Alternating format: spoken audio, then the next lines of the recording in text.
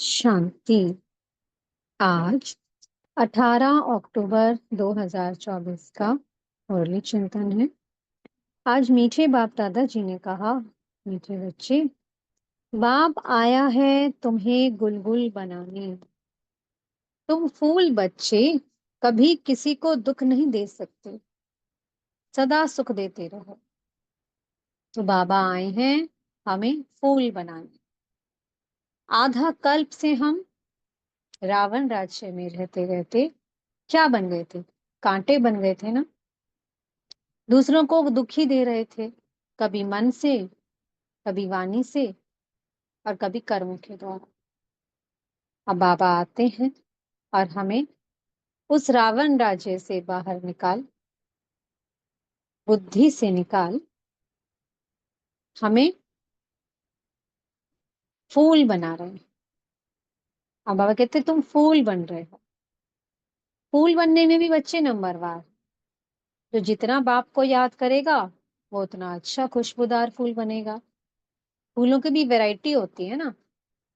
कोई फूल तो बहुत अच्छी खुशबू देते हैं, कईयों में बहुत मीठी खुशबू होती है, और कईयों में तो बाबा कहते हैं जैसे खुशबू है ही नहीं। और कईयों को बाबा क्या कहते हैं, कुछ तो अक्के फूल है, बाप का बनकर बाप के ही लिटरेटर बन जाते हैं, बाप का ही नाम बदनाम कर रहे हैं। तो बाबा कहते हैं कि अब आप बच्चों को फूल बनाने आया हूं मैं। तो अपने पर खुद आपको कृपा करनी है। जितना आप याद करोगे उतना खुशबूदार फूल बनते जाओगे। और फूल बनने का सहज तरीका क्या है? अपने को आत्मा समझ उसे एक परमात्मा को याद करना। बाबा हर कल्प आते हैं। ड्रामा में फिक्स है बाबा का पार्ट कि बाबा हर कल्प आते हैं और हर कल्प हमें कांटों से फूल बनाते हैं। तो अभी हमारे ऊपर डिपेंड करता है कि बाबा हमें जो श्रीमत दे रहे हैं उसका हम कितना पालन कर रहे हैं। तो बाबा ने आज क्या श्रीमत दी है कि बच्चे पुरुषार्थ करो और स्वयं भी सुखी हो और सबको सुखी बनाने की सेवा करो। पुरुषार्थ करना है बाबा की याद का। माया विघ्न डालती है, इसमें कोई संशय नहीं है। जितना हम रुस्तम बनेंगे तो माया भी रुस्तम होकर वार करती है, लेकिन कोशिश नहीं छोड़नी है। एक दिन क्या होगा, वो हार खा लेंगी और हम विजयी हो जाएंगे। क्योंकि बाबा ने हमें जन्मते ही वरदान दे दिया कि आप बच्चे कल्प कल्प के विजयी आत्मा हो। तो इसलिए बहुत अच्छे से अपनी चेकिंग करनी है कि मैं कितना बाबा को याद कर रहा हूँ, कितना मैं उनकी श्रीमत पर चल रहा हूँ। क्या मैं सबको सुख देता हूँ, या अभी भी मेरे मन में किसी के प्रति द्वेष का भाव है, किसी की मैं ग्लानि कर रहा हूँ, या वाणी से किसी को दुख देने वाले वर्ड्स बोल रहा हूँ। क्या मुझ आत्मा के कर्म आज भी दुखदाई हैं? तो ये अपनी खुद की चेकिंग है। मनसा वाचा कर्मणा संपूर्ण पावन बनना है। मन से भी सबको सुख दें, हमेशा शुभ भावनाएं, सबके लिए दुआएं ही निकलती हैं। वाणी से हर पल हर क्षण शुभ वचन ही निकले, हर कर्म सुखदाई हो। सबको बाप का परिचय दें। कोई स्थूल में ना समझे तो उन्हें सूक्ष्म में इमर्ज करके उन्हें आप बाबा का परिचय दे सकते हैं, उन्हें शक्तियां दे सकते हैं। इसलिए बाबा ने हमें सबसे अच्छी सेवा बताई है मनसा सेवा। कोई वाणी से नहीं समझ रहा तो उन्हें आत्मिक स्थिति में स्थित होकर आत्मा समझ उन्हें गुण शक्तियों का दान करो। उन्हें ज्ञान समझाओ सूक्ष्म में, बाप दादा की गोद में बिठाकर। तो ये सबसे अच्छी सेवा है, ताकि उन आत्माओं का कल्याण हो जाए और वो आत्माएं भी सुख का वर्षा पाए।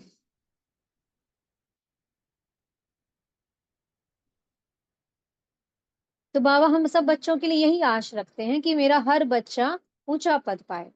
अब लौकिक में देखो, माँ बाप होते अपने बच्चों के लिए हमेशा यही करते हैं, यही आशा रखते हैं कि हमारा बच्चा पढ़ लिख कर ऊंचा पद पाए, डॉक्टर बने, इंजीनियर बने, अपनी लाइफ में अच्छा नाम कमाए, मान हो उसका। तो यहाँ तो हमारा बेहद का पिता है, और वो तो बेहद का टीचर भी है और सतगुरु भी है।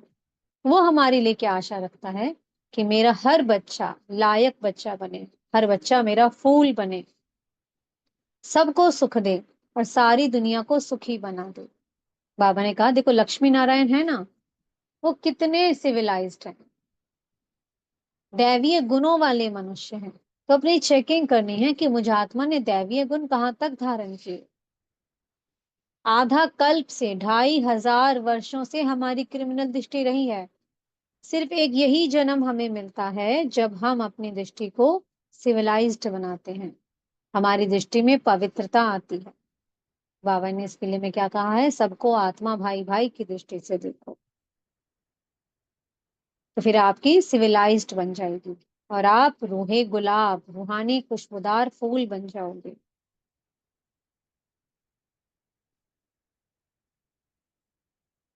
तुम्हारी पढ़ाई ये गुप्त है। अब सब जो पढ़ाई कर पढ़ते हैं सबको पता रहता है कि हाँ ये डॉक्टरी कर रहा है, इंजीनियरिंग कर रहा है, वकील बन रहा है, लेकिन हमारी पढ़ाई ये गुप्त है। पत्नी पढ़ाई कर रही है तो पति को नहीं पता चलेगा कि कौन सी पढ़ाई कर रही है। माँ बाप पढ़ाई कर रहे हैं तो बच्चों को पता नहीं चलेगा, क्योंकि पढ़ाई भी विचित्र है और पढ़ाने वाला भी विचित्र है। गुप्त पढ़ाई है हमारी। याद भी गुप्त है, मन मन में याद करना है, कोई जाप तो जपना है नहीं, बस मन मन में अजपा जाप चलता रहे, बाबा बाबा बाबा। बस बहुत प्यार से याद करो, उसे दिल से याद करो, सब कुछ बता दो उसे, कोई कमी है कोई कमजोरी है सब बाबा को बता दो, तो बाबा फिर मदद करते हैं। हमें सिर्फ हिम्मत का एक कदम उठाना होता है, उस कमी कमजोरी को छोड़ने का। मन बुद्धि से संस्कारों से सब कुछ उसको अर्पण कर दो कि बाबा ये कमी है ये कमजोरी है, मुझे ऐसा बनना है, तो बाबा अपने आप मदद करते हैं। लेकिन बताना तो पड़ेगा ना। अगर आप डॉक्टर के जाओगे, डॉक्टर को अपनी बीमारी नहीं बताओगे तो इलाज कैसे होगा। तो ऐसे ही यहाँ पर भी है। अगर बाबा को हम अपनी कोई कमी कमजोरी नहीं बताएंगे, जिसको हम छोड़ना चाहते हैं लेकिन छूट नहीं रही, तो बाबा फिर मदद कैसे करेंगे। तो इसलिए बाबा को सब कुछ बताना होता है। तो सबको कॉपी पेन लेकर बैठना है और अपने बारे में सब कुछ बाबा को बताना है, तो बाबा फिर मदद करते हैं। फिर हमें अमृत वेले ऐसी ही शक्तियां देते हैं जिससे हम उन कमी कमजोरियों को छोड़ पाए। क्योंकि अब हम क्या बनने जा रहे हैं, हम दैवीय गुणों वाला मनुष्य बनने जा रहे हैं, देवी देवता बनने जा रहे हैं। वो दैवीय गुण हमें संगम पर ही धारण करने हैं। जो इस समय धारण कर लेगा वो उस समय ऊंचा पद पाएगा, जितने कम करेगा वो उतना छोटा पद पाएगा, त्रेता में चला जाएगा। क्योंकि त्रेता क्या है, त्रेता है सेमी स्वर्ग और सतयुग है फुल स्वर्ग। जो संपूर्ण पावन बनेगा वो सतयुग में आएगा, जिसमें कोई कमी रह जाएगी फिर वो त्रेता के लास्ट में भी जाएगा और वो भी छोटा पद पाएगा अगर पवित्र नहीं बनेगा तो इसलिए अपने ऊपर खुद ही रहम करना है कि मैं कहाँ तक बाबा की श्रीमत पर चल रहा हूँ, कितना सबको सुख दे रहा हूँ या अभी भी किसी को दुख दे रहा हूँ, किसी के प्रति अभी भी मेरे मन में कुछ है ऊपर नीचे। तो ये अपनी खुद की चेकिंग है। बस बाबा ने विशेष आज अटेंशन दिलवाया है कि सबको कांटों से फूल बनना है। बाबा ने कहा जैसे मीरा थी, मीरा ने लोक लाज कुल की मर्यादा छोड़ दी उस गिरधर को पाने के लिए। तो अब आपको वो सत्य पिता मिला है, वो परमात्मा मिला है, तो अब आपको इस विकारी दुनिया की लोक लाज को, इस विकारी दुनिया की मर्यादाओं को छोड़ना है बुद्धि से। सिर्फ क्या ध्यान रखना है